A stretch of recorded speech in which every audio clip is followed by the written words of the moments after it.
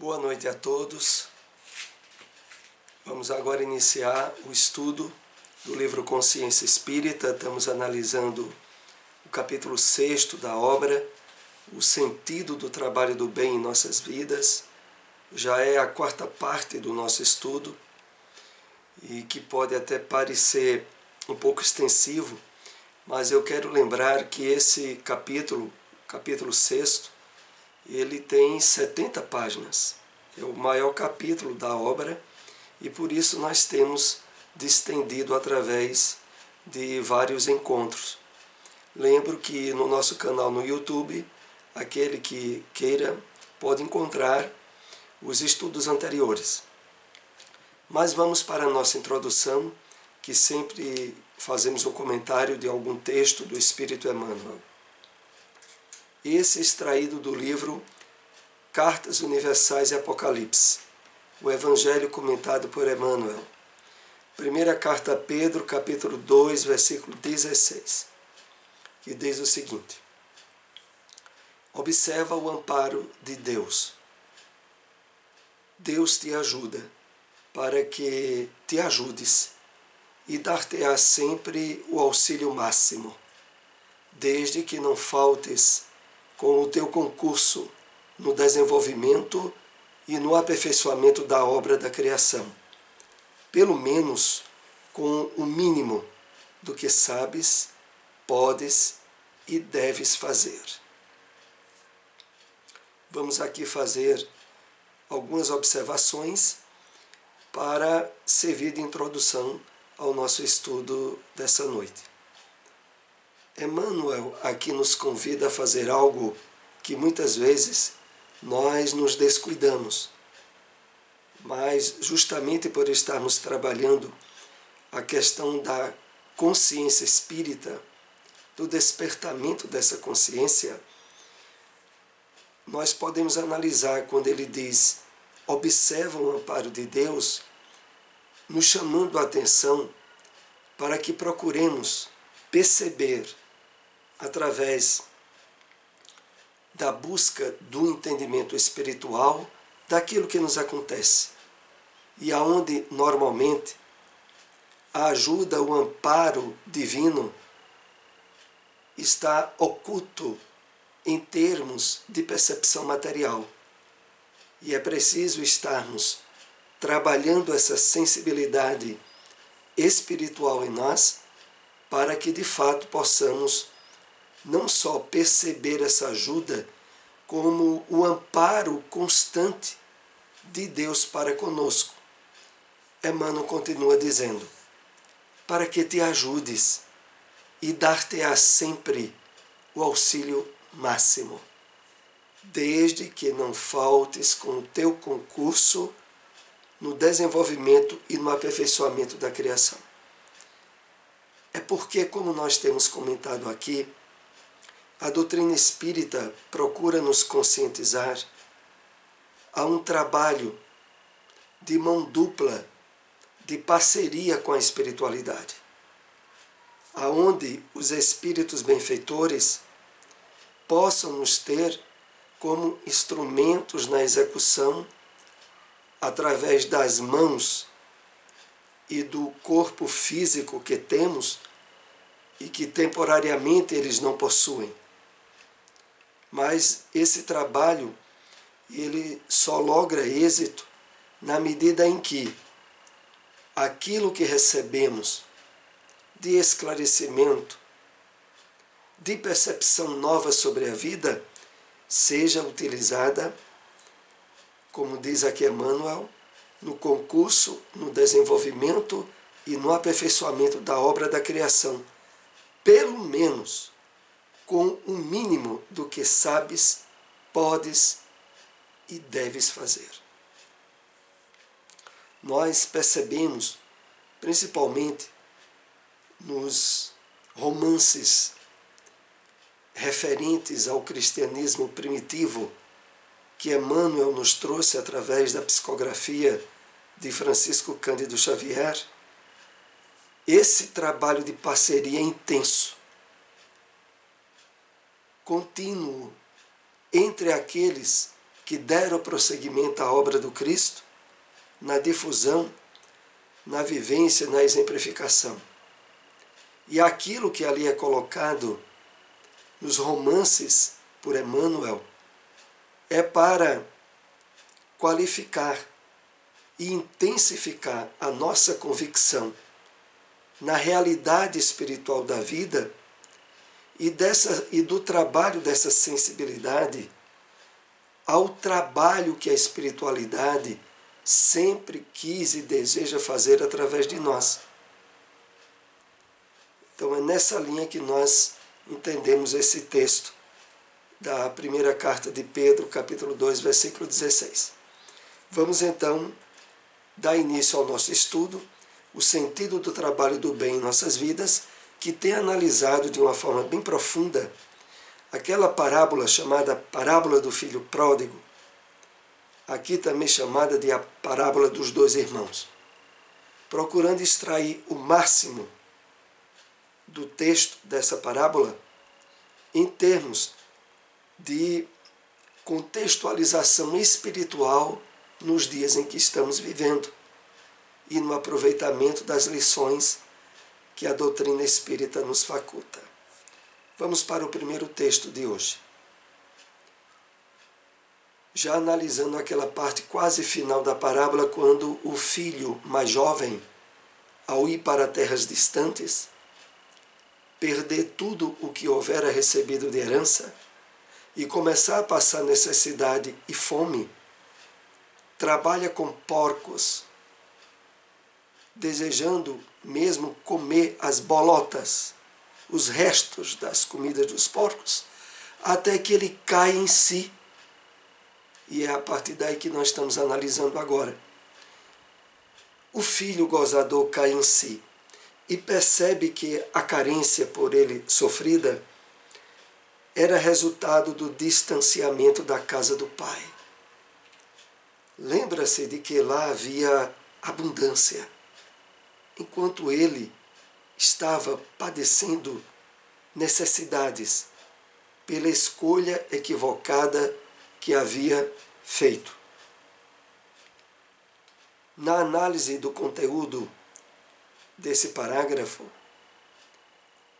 há dois destaques importantes para compartilharmos. O primeiro deles, a percepção da carência. A percepção do nível de sofrimento que ele tinha chegado devido a esse distanciamento da casa do pai. E o que é mais evidente é quando diz aqui que lembrava-se de que lá havia abundância e ele agora estava padecendo necessidade pela escolha equivocada que havia feito. Esse é o ponto mais importante no texto.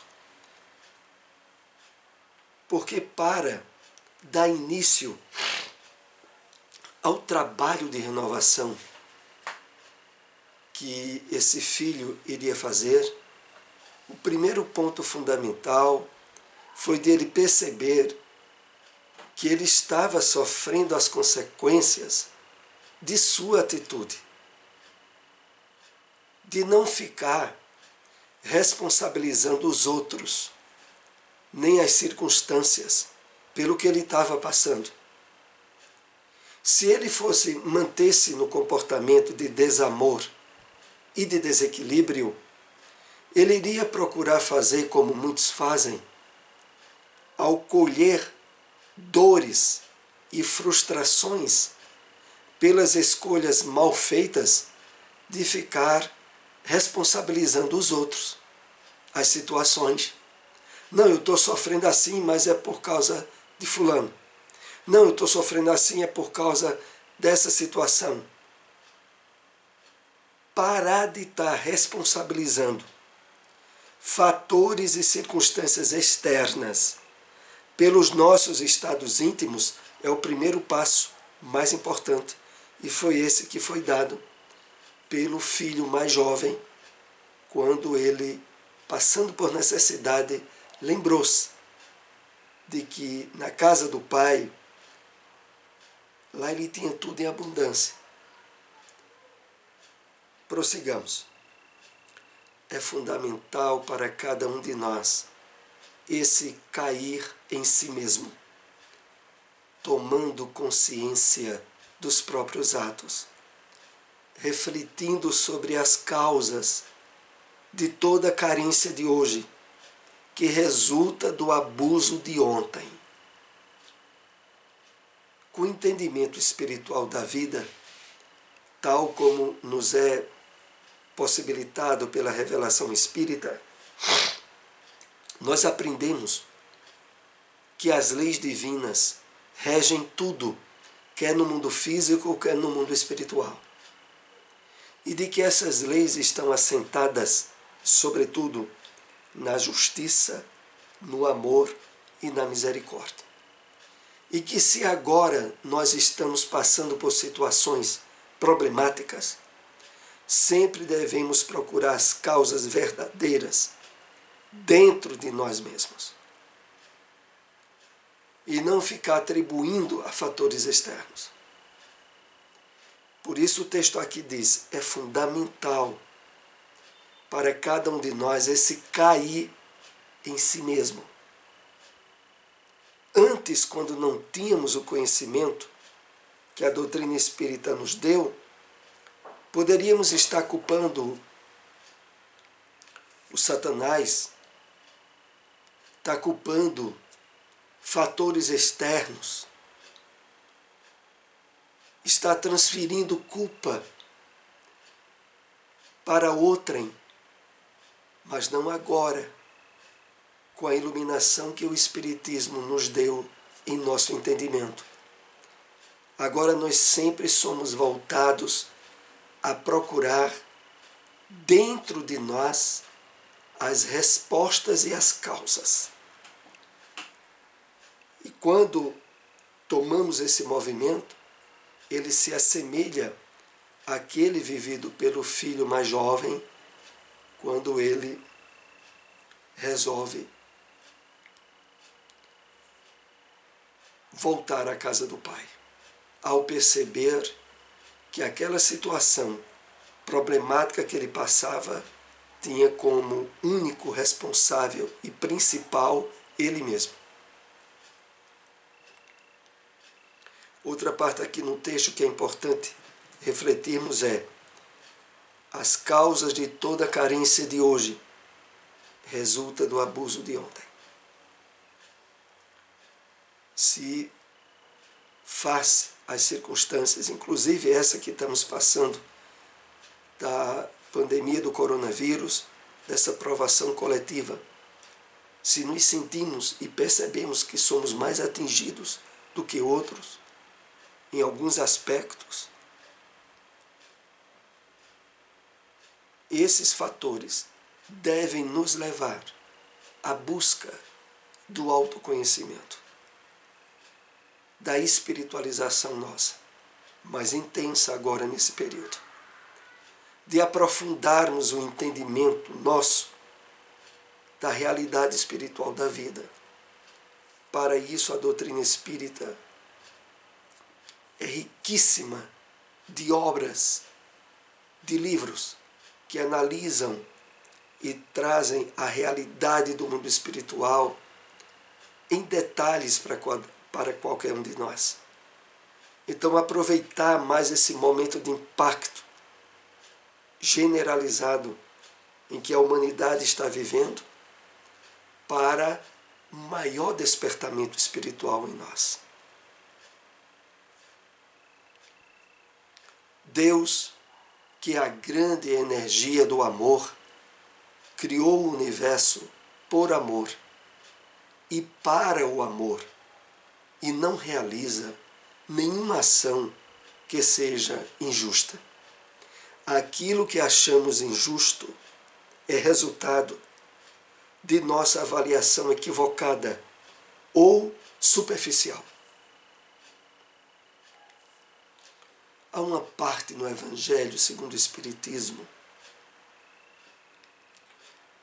que me parece estar no capítulo 6, o Cristo Consolador, quando coloca assim: a revelação espírita veio nos mostrar o Deus bom, o Deus grande, chamando-nos à reflexão, ao uso do raciocínio e da lógica nessa percepção. Então, ao recebermos a bênção do conhecimento do Espiritismo, nós somos iluminados por esse entendimento da vida.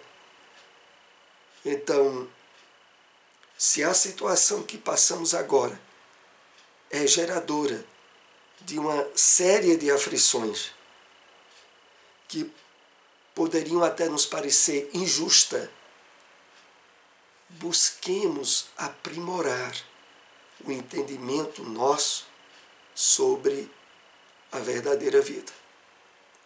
Busquemos iluminar mais o nosso entendimento, para aí sim termos as condições ideais para perceber, avaliar e entender o que está por trás de tudo isso que a humanidade está passando agora e que inclui a nós mesmos. Jesus nos convida a refletir, caindo em si mesmos, aceitando que o sofrimento é resultado de suas atitudes, ao invés de blasfemarem, revoltados contra o Criador, estarão se preparando para voltar para casa. Aqui está até em itálico, porque é aquele símbolo da casa do Pai, que na verdade é colocado na parábola como sendo esse autoencontro conosco mesmos e com a busca da essência do amor proveniente do Pai.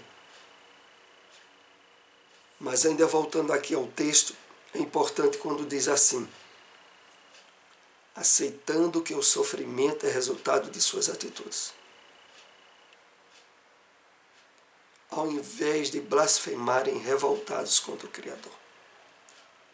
Inclusive, infelizmente, é o que mais tem acontecido nessa fase de provação coletiva por aqueles que observam a vida apenas do ponto de vista material.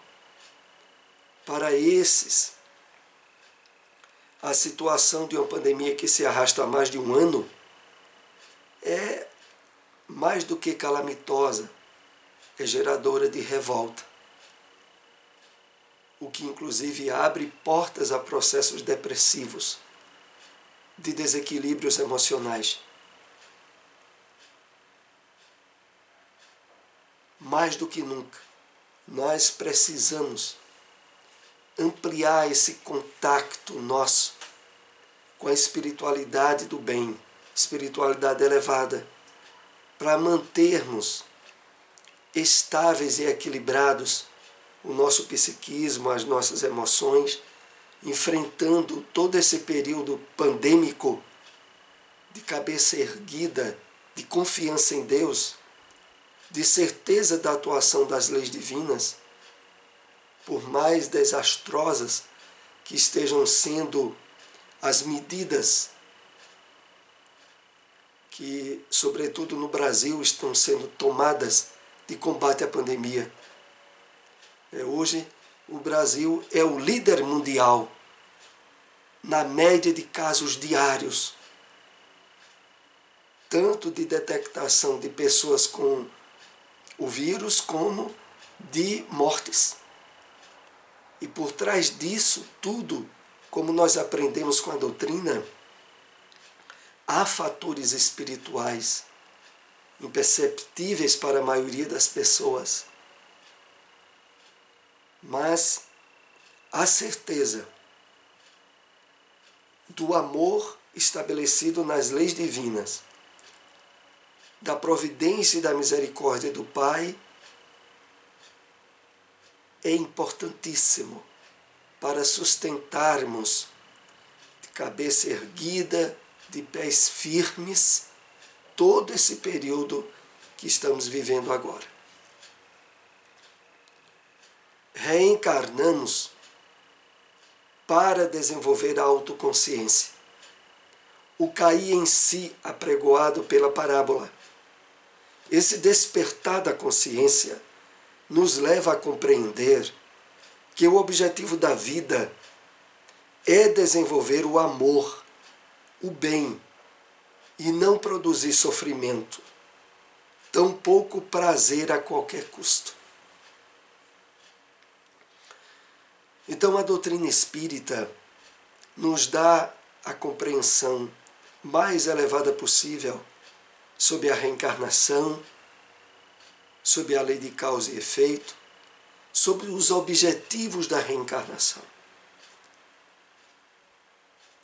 E nesse entendimento é preciso ressaltar que a meta maior e principal da experiência no corpo para o espírito é a iluminação da consciência. É o despertar da consciência, sublimando e superando todo o passado de reencarnações e de sofrimentos passados e que agora precisam ser totalmente superados, ressignificados para o proveito máximo da presente encarnação que estamos tendo. Esse despertar da consciência nos leva a compreender que o objetivo da vida é desenvolver o amor. Não é estar pagando dívidas e gerando outras dívidas. É estabelecer créditos amplos através da vivência do amor e da caridade. E não, como diz o texto no final, está produzindo sofrimentos, tampouco prazer a qualquer custo, como foi aquele buscado pelo filho pródigo. Trazemos em nossa própria consciência as leis divinas, mesmo quando a anestesiamos deliberadamente, seguindo caminhos equivocados na busca dos prazeres egóicos, conforme fez o filho pródigo. O despertar acontecerá cedo ou tarde. Então, nós nascemos predestinados ao bem, à felicidade, à plenitude existencial. Os caminhos que nos levam até esse ponto dependerão das nossas escolhas, do nosso livre-arbítrio. Mas uma coisa é definida: a meta é a perfeição e a felicidade, e todos lograremos alcançar. A questão toda é escolhermos os caminhos ideais. E o caminho mais elevado e o melhor de todos, o Cristo, veio especificar para nós. Então, cedo ou tarde, iremos e teremos que escolher esse caminho. Por que ficar adiando tanto, procrastinando e alimentando sofrimentos e dificuldades? Quanto antes apercebermos, através da consciência desperta em nós, as atitudes, os hábitos, as escolhas em harmonia com as leis divinas, quanto antes fizermos isso, mais lograremos a meta. O filho gozador lembra que na casa do pai havia abundância de pão. Que pão é esse? O pão espiritual, o amor. A casa do Pai representa a nossa própria essência divina, o amor que somos quando em comunhão com Deus e suas leis. Então se dá aquilo. O pão abundante da casa do Pai está profundamente ligado à percepção e o aproveitamento máximo do amor, base maior das leis divinas. Interessante é quando aqui diz assim: a casa do Pai representa a nossa própria essência divina, o amor que somos quando em comunhão com Deus e suas leis. Resolvido essa questão em nós, todas as demais questões que a vida pode nos oferecer estarão sendo resolvidas naturalmente. Porque a nossa maior carência, a nossa maior busca, e que até o presente não conseguimos lograr completamente, é essa do autoencontro, do despertamento da consciência profunda, que faculta com que nós vivenciemos o amor na sua plenitude e na certeza absoluta do direcionamento das leis de Deus que estarão nos amparando, nos protegendo e possibilitando a sermos os instrumentos do bem em qualquer dimensão em que nos encontremos, quer estejamos encarnados ou desencarnados. Ao abrirmos-nos ao aproveitamento máximo dessa percepção, entenderemos e sentiremos que nada nos falta. Que tudo aquilo que a experiência no corpo ou fora do corpo poderá nos dar é mero complemento, porque o essencial nós já tenhamos conseguido. Estar em casa significa estar identificado com essa essência divina para comungar com Deus. Quando isso acontece, temos abundância de pão, símbolo do amor na parábola.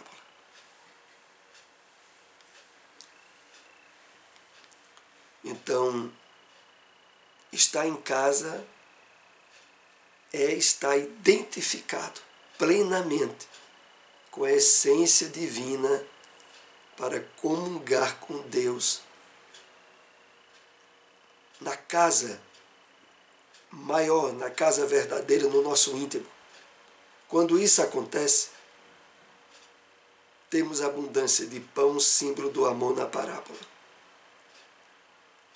E aqui perguntaríamos, mas como a certeza disso? A questão toda é que a carência, as dificuldades, as circunstâncias às vezes frustrantes que já tivemos durante a nossa encarnação é proveniente de certos afastamentos que tivemos com as leis divinas. Aonde houve determinados afastamentos, surgiram circunstâncias que nos causaram dores, que nos causaram constrangimentos, para assinalar que algo ali estava errado. Ao fazermos o caminho de retorno e nos identificarmos plenamente na casa do Pai, não haverá mais carência em nenhuma área de nossa vida. E nós estaremos, de fato, vivendo em plenitude e abundância. Distante, o filho se sentiu muito carente, necessitando de pão, de amor, mas esse amor ninguém podia lhe dar, a não ser Ele mesmo, porque se trata de um alimento que encontramos apenas quando retornamos à casa do Pai. Esse alimento é o alto amor. Alto amor aqui, claro, como sinônimo de autoestima, de autorrespeito, de autoconscientização como filho de Deus. Então, quando o filho mais jovem estava distante nas terras longínquas e se sentiu muito carente, muito necessitado de pão, que na verdade, em essência, era de amor, esse amor ninguém podia lhe dar. É interessante quando aqui o texto diz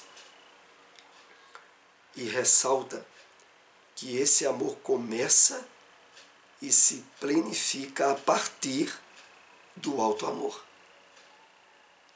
Para que possamos compartilhar amor com os outros, amar o próximo como a si mesmo, mas seguindo a diretriz colocada por Jesus, que vos ameis como eu vos tenho amado, é preciso termos resolvido nossas questões internas, de termos voltado à comunhão com as leis divinas e com o Pai Criador.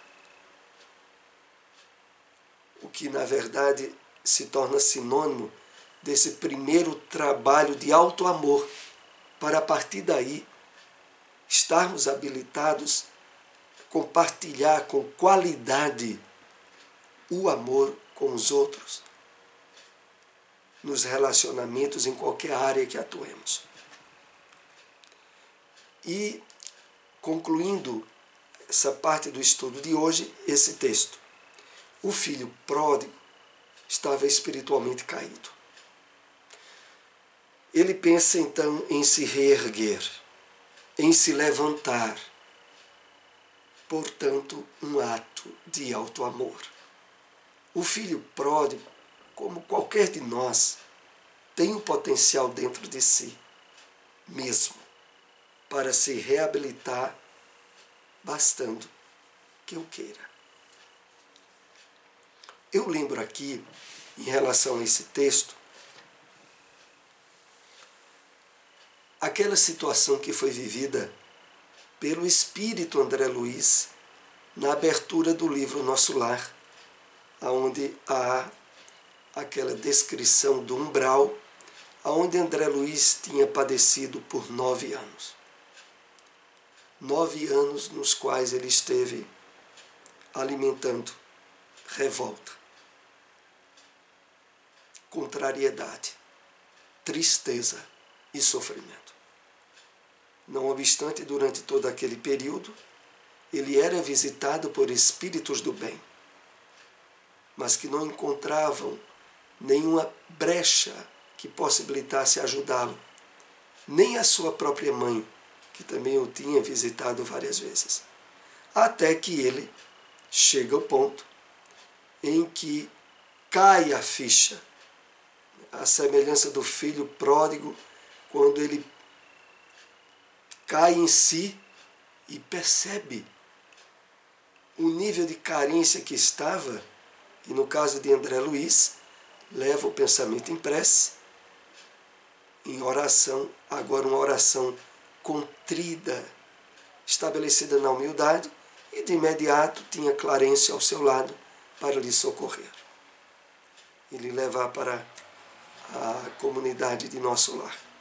Aqui, na parábola do filho pródigo, esse momento em que ele cai em si e em seguida se ergue e se levanta com o desejo de ir à casa do Pai, tem um sentido simbólico muito importante, porque direciona-se para qualquer um de nós, por maiores problemas ou dificuldades que estejamos passando, por mais que nos estejamos sentindo injustiçados, frustrados, perturbados ou revoltados. Há dentro de nós potenciais que, se acionados, nos darão condições de sair desse estado e retornar à casa do Pai, à comunhão com Deus. Fazendo como aqui o texto diz, o movimento de se reabilitar, bastando que eu queira. A questão é termos a vontade, independente dos problemas que estejamos passando, de querer superá-los e, de fato, com sinceridade, erguer o pensamento ao alto e pedir confiantemente o amparo espiritual sincero para o retorno à casa do Pai. Retorno que, como vimos aqui, se sintetiza no encontro com o amor e com o equilíbrio das leis divinas.